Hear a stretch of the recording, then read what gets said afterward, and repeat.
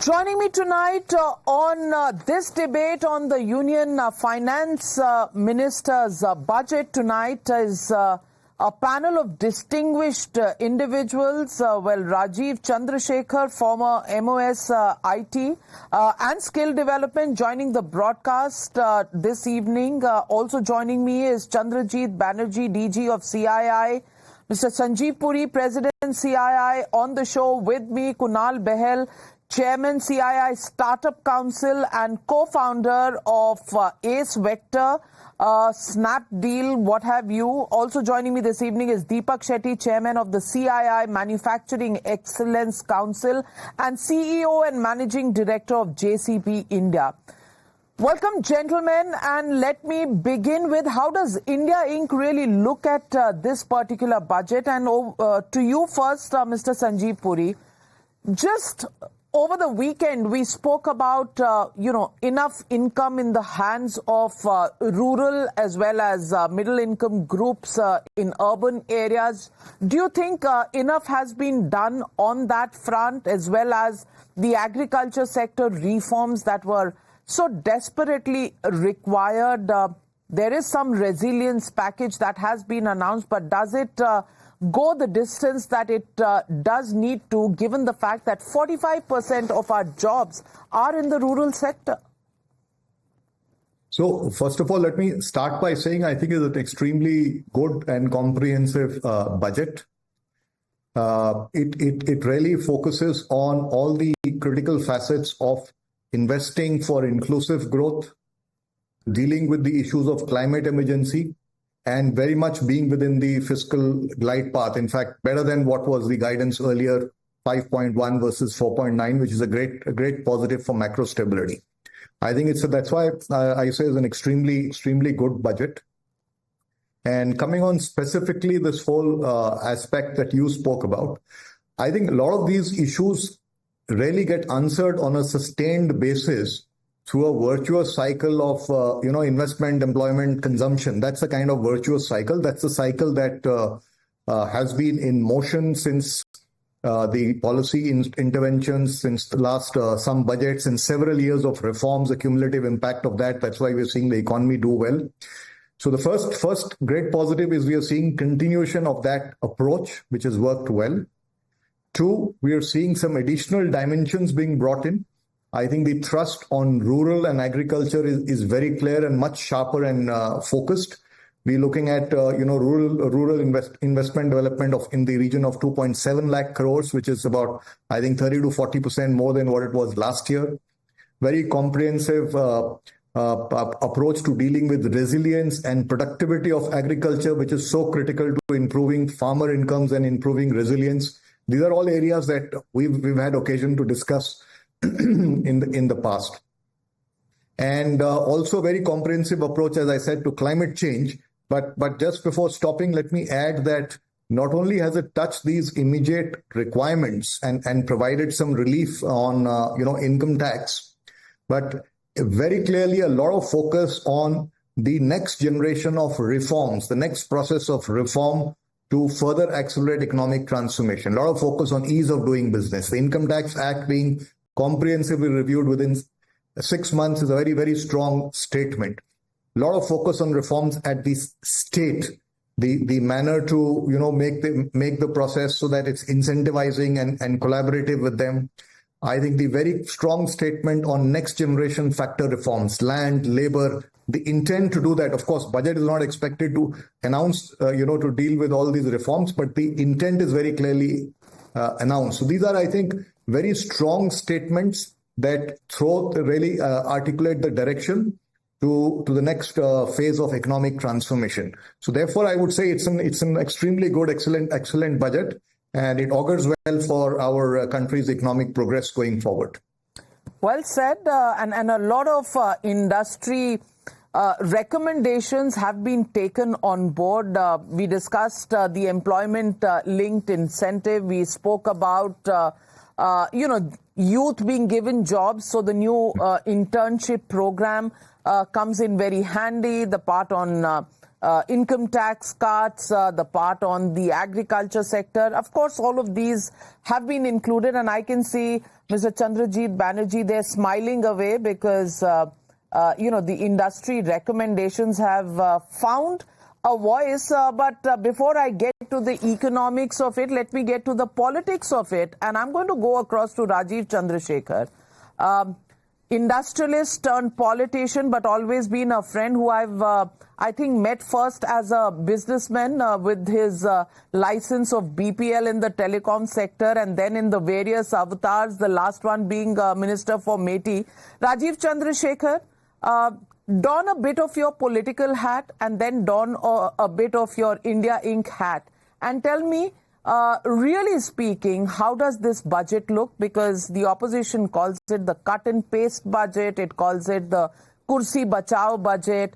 Does it go enough in terms of the distance that we wanted to go, given the time when you were in METI and we were wanting to be, a center where we would be an alternative to China in the global world? Are we going that distance? Are we talking of that kind of, very strategic change in our growth path and policy?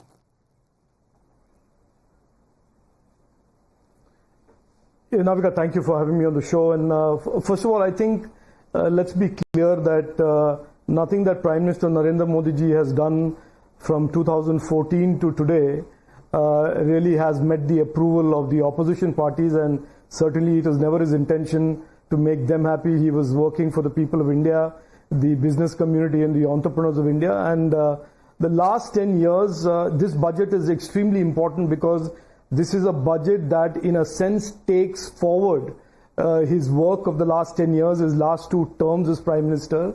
You know, Navika, that in 2014, he inherited a shattered economy, and the first 5 years, his first term, was in a sense transforming the Indian economy and rebuilding it.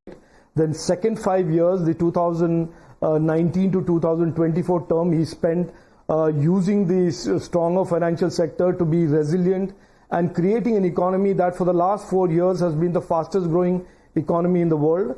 And this budget is the first of his third term, and it is the first of the Viksit Bharat purpose that he has put in front of the country. And in a sense is the first of the future Viksit Bharat, and also the 11th of the process of transformation he started in 2014. And I think we are in a very, very, very sound place today from a point of view of economy and in terms of growing forward and creating more and more opportunities. You absolutely asked a very important question. Are we ready for our manufacturing sector, for example, to move from import substitution to being export-led manufacturing? And I believe all of what we have seen in the pipeline from the interim budget to today's announcements on customs duty and the reforms that the Honorable Finance Minister has promised points to our Prime Minister's ambition and his vision over the next 5 years to take India to the next level in terms of our economy, in terms of our size. To the audience today that is listening to you, I don't know how many of you are aware, but we are today a government that is, the government, Prime Minister Narendra Modi's government is a $600 billion spending government. And over the next 5 years, I am very, very sure he will reach $1 trillion of spending on the government of India. And that is a huge progress from where we were in 2014 as a fragile 5. So yes, we have traveled a great distance in the last 10 years, Navika, but this budget signals that we are on a path and a national purpose that the Prime Minister has laid in front of all of us to become a developed nation over the next decade and a half. So I think this is a good start to that journey. Good start because people expected a lot more, given that this is actually not a start, Rajiv Chandrasekhar. You've been in government for 10 years. Yes, maybe in terms of numbers a little down. But dil mange more as always. And Chandrajit Banerjee, I want to ask you, the fact of the matter is that on reforms, a lot of promise put out there. On employment, a lot of promise put out there. But are we talking only in incremental terms, or are we talking about a path-breaking growth economy, considering we've been talking about catching the bus that has been missed several times over the past few decades, the fact that we are recovering, the fact that private sector hasn't really come up with enough investments? How are we going to reach the number 3 economy in the world and get that Viksit Bharat tag with just this incremental is a question many are asking tonight. Thank you very much, Navika, for having us. And secondly, I must compliment the question that you have asked, because I see the budget pinning a lot of hope also on the private sector. The government has led through capex over the last few years, and it's time for the private sector to kick in, not just only through investment, but yes, it would therefore need to create the type of jobs that can be created, the good quality jobs, and for that there would be the need for skill development. I see focus in the budget, not incremental, but indeed path breaking, in seeing how we can spur employment generation. One of the things that we have been talking about is boosting apprenticeship programs, say, for instance. But this entire figure of skilling 20 lakh youth over 5 years, 1,000 industrial training institutes with outcome orientation, the focus on that, and courses being aligned with skill requirements of the industry. That's number one, a very, very important way of going through. So there are fundamentals which have been looked into.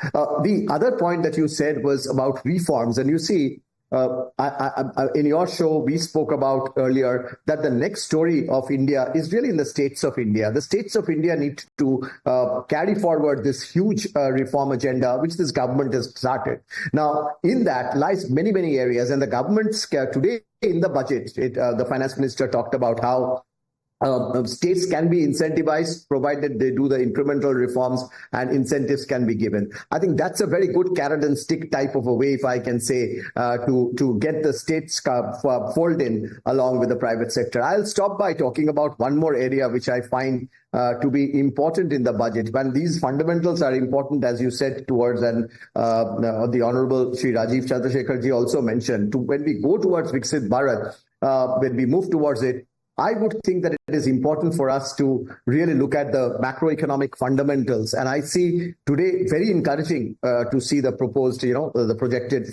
fiscal deficit of 4.9%. So it shows how we have managed the economy well. And we are on a very strong fundamental to really move towards that Dil Mange More.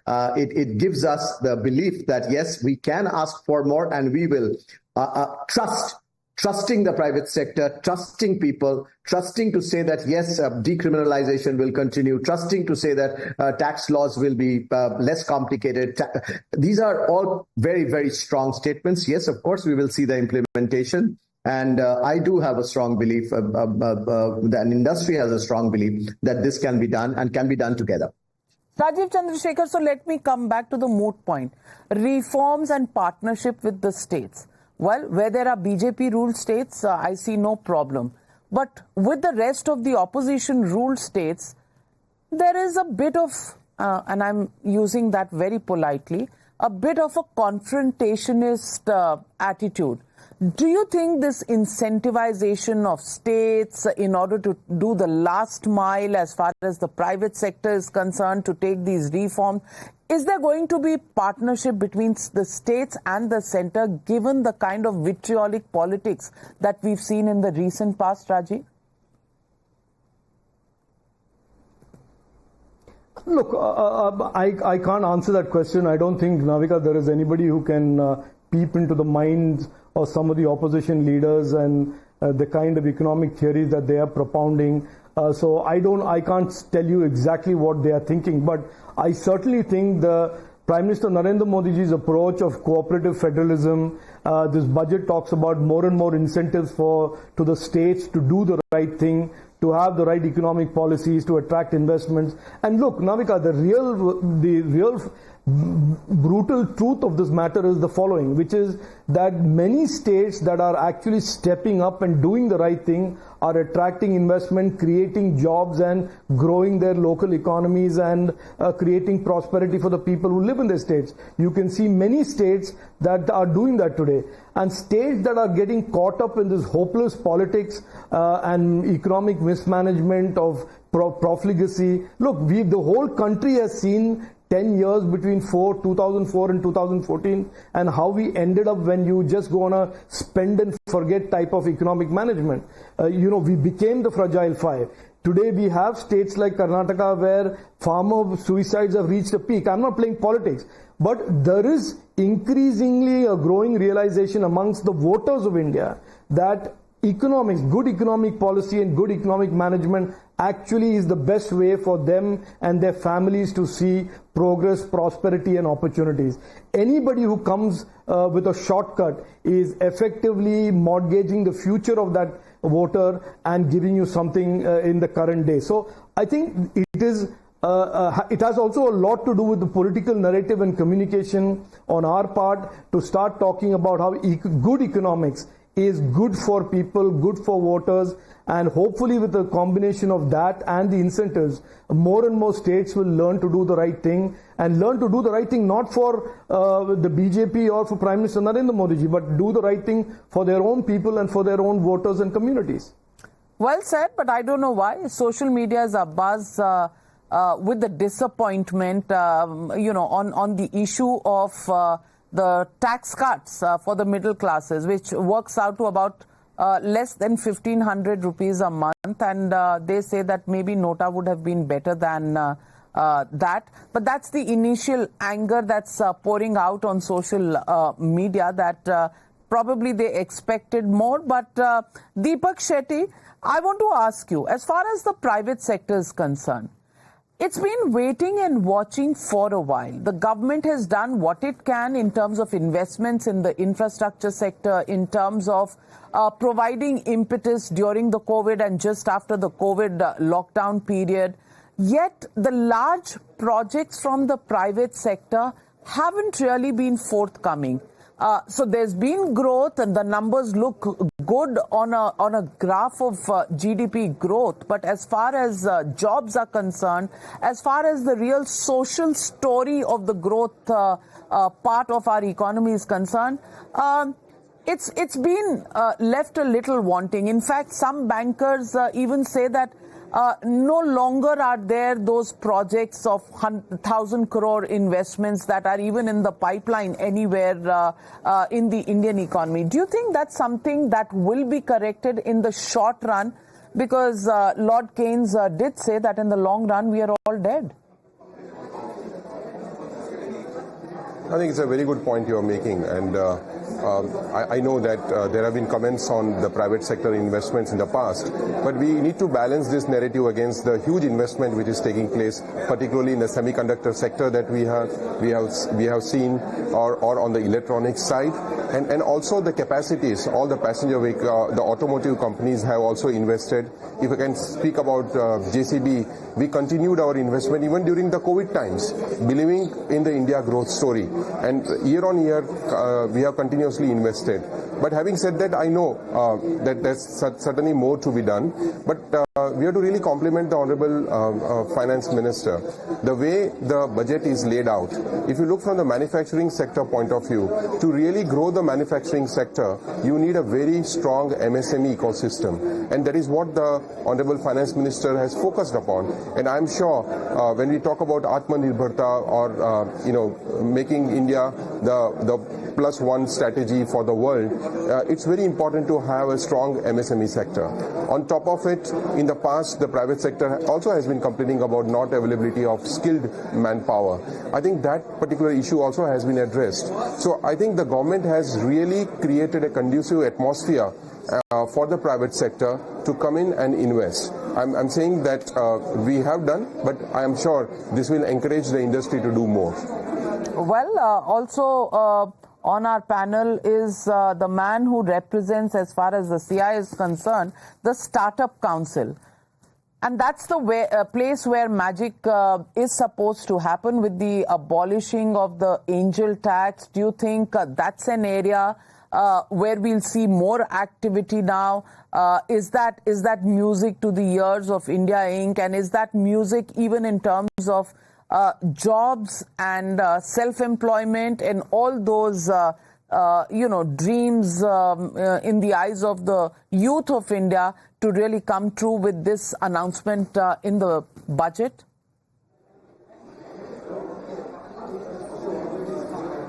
For sure, Navika. Look, one of the big pillars for and engines for Viksit Bharat is the startup ecosystem, and it has gone only from strength to strength in the last 10-15 years. There was something for every stage of the startup ecosystem in today's budget. If you look at whether it's early, emerging or growth stage. So in the early stage is the abolishment of the angel tax, which will benefit immensely because you had these 20-year-old startup founders working out of an apartment in Bangalore who were getting tax notices for reasons they didn't understand. That is all gone as of today. For the emerging, for sectors such as space tech, there's a 1,000 crore venture fund. These are long gestation period businesses. They take 8-10 years to gestate. And with this push of capital from the government, with this 1,000 crore venture fund, it should encourage other venture capitalists to also fund these space tech startups because India can truly dominate in this space. And finally, on the growth or mature stage startups, which is e-commerce, for MSMEs, e-commerce is a way to unlock growth and supply locally but sell nationally and internationally. However, now with this reduction of TDS from 1% to 0.1%, it will unlock a lot of capital for the MSMEs to thereafter invest in their own business and grow it significantly from here. So there has been a lot for the startup ecosystem here. We are very, very happy that the Honorable Finance Minister has heard the many calls that the startup ecosystem has made over the last few years. Well, then if everybody is happy, Chandrajit Banerjee, are we moving on to a 15% GDP growth rate in the next 2 months? Because everybody is happy and India Inc. Always gives something like 8 or 9 on 10 to the budgets every year, whatever they may contain. How much are you giving it and how much of GDP growth is the private sector going to contribute with?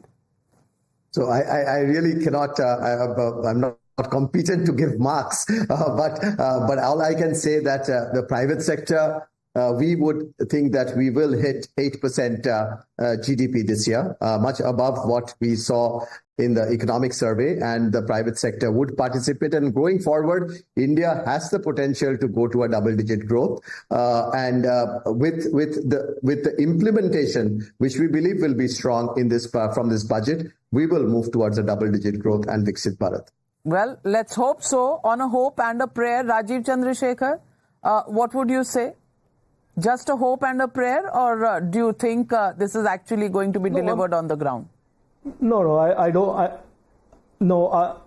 I don't discourage people from praying, and praying is always a good thing for those who have faith. But I have the deepest faith that the trajectory that our country is on, the trajectory that our Prime Minister has put our economy on, is a trajectory that is going to end up in the next 5 to 7 years at a place and a point where we will be the third largest economy and within touching distance of being a developed economy. So I think we are on the right path. We are making these strong, decisive steps. We have done so over the last 10 years. And the Prime Minister in his third term has made this one solid first step of his third term to take us in a direction where we would be certainly the third largest economy very, very soon. And all Indians will be able to gain the benefit of prosperity and progress from that achievement. So I think we are on the right path. Prayers are a good thing, but I think I'm more than confident that we are on the right path. Well, on that very positive note, what should I say? Amen, Jai Shri Ram or Jai Bajrangbali, or even say Inshallah. May that happen sooner than later. Thank you very much, gentlemen, for joining me on the News Hour tonight. Pleasure having you, and we do hope that this optimism is shared by one and all in the economy, and India reaches its trajectory that it rightfully deserves.